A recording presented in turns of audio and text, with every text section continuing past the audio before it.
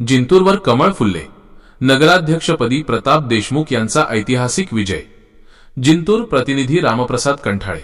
जिंतूर नगरपरिषद निवडणूक 2025 मध्ये भारतीय जनता पक्षाने एकतर्फी वर्चस्व गाजवत शहराच्या राजकारणात मोठी उलथापालथ घडवून आणली आहे. नगराध्यक्षपदाच्या अत्यंत चुरशीच्या आणि प्रतिष्ठेच्या लढतीत भाजपाचे प्रताप देशमुख यांनी राष्ट्रवादी काँग्रेसच्या सबिया बेगम कफील फारुकी यांचा 3167 मतांनी दणदणीत पराभव केला आहे. निकालाचे गणित एका दृष्टिक्षेपात.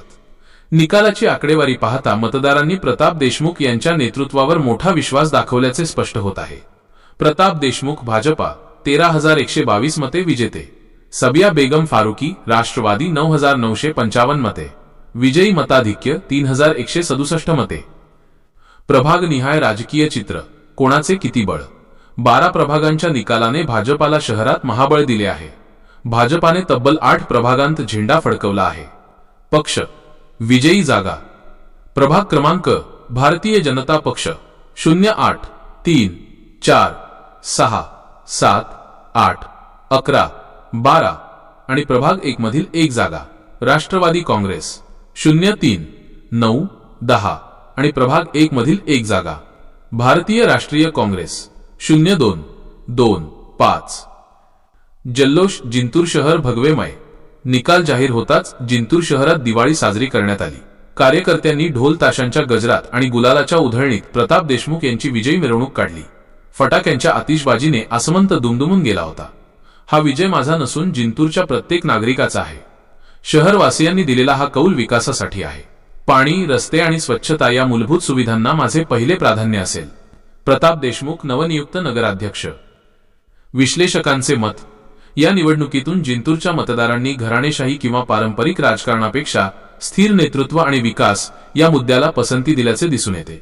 नगर परिषदेत भाजपाचे स्पष्ट बहुमत आल्यामुळे आता शहराच्या प्रलंबित विकास कामांना गती मिळण्याची शक्यता वर्तवली जात आहे. आज जिंतूर शहरामध्ये कमळ फुललेला आहे. खूप आनंद होतोय की ह्या शहरामध्ये मला विधानसभेला 7000च्या आसपास मतांनी मायनस होते आणि फक्त हिंदू मुस्लिम ह्याच एजेंडावर विरोधी पक्ष हा नेहमी मतदान मागत होता. परंतु जिंतूर शहरातल्या सर्व मतदार बंधू भगिनींनी जो विचार केला की आपला विकास करणारा, आपला विचार करणाऱ्या उमेदवारासोबत राहिलं पाहिजे आणि भारतीय जनता पार्टी ही सर्वांना सोबत घेऊन चालणारी पार्टी आहे, म्हणून या ठिकाणी मुस्लिम समाजाने देखील भरभरून मतदान केलं आणि भारतीय जनता पार्टीच्या कमळाचे नगराध्यक्ष प्रताप भैया देशमुख हे 3000च्या लीडनी या ठिकाणून निवडून आलेले आहेत. मी जिंतूर शहरातील सर्व मतदार बंधू भगिनींचे आपल्या माध्यमातून आभार मानते. जिंतूर शहराचे लोकांना विकासासाठी आपण काय म्हणा, विकास जे मी प्रचारादरम्यान या ठिकाणी शब्द दिले होते ते सर्व शब्द पूर्ण करण्याचा शब्द मी आपल्या सगळ्यांना या आपल्या माध्यमातून देते.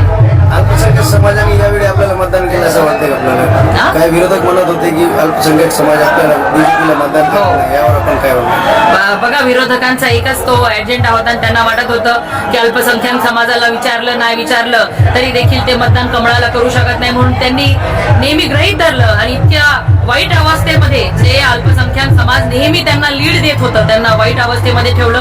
परंतु अल्पसंख्याक समाजाने सुद्धा ठरवलं की आपल्याला यावेळेस ह्या चिखलमुक्त व्हायचंय आणि ह्या चिखलात कमळ फुलवायचे आणि त्यांनी या जिंतूर शहरामध्ये कमळ फुलवलेलं आहे. आणि मी आपल्याला शब्द देते की या जिंतूरला स्वच्छ, सुंदर, सुरक्षित असं शहर बनवण्याचं जे आपण या निवडणुकीच्या प्रचारादरम्यान बोललो होतो ते पूर्ण करून जातो. धन्यवाद. प्रचारादरम्यान आपण असा एक उल्लेख केला की अल्पसंख्याक उपनगराध्यक्षासाठी निश्चित त्याच्यावरती विचार होईल, कारण का मी जे बोलते ते करते. फक्त निवडणुकीपुरतं, मतदानापुरतं आम्ही काही करत नाही आणि त्यावर योग्य, कारण की एवढे अल्पसंख्याक समाजातील मुस्लिम माझे बांधव बंधू भगिनी या ठिकाणी निवडून आलेले आहेत. निश्चितच समाजाला न्याय देण्यात येईल.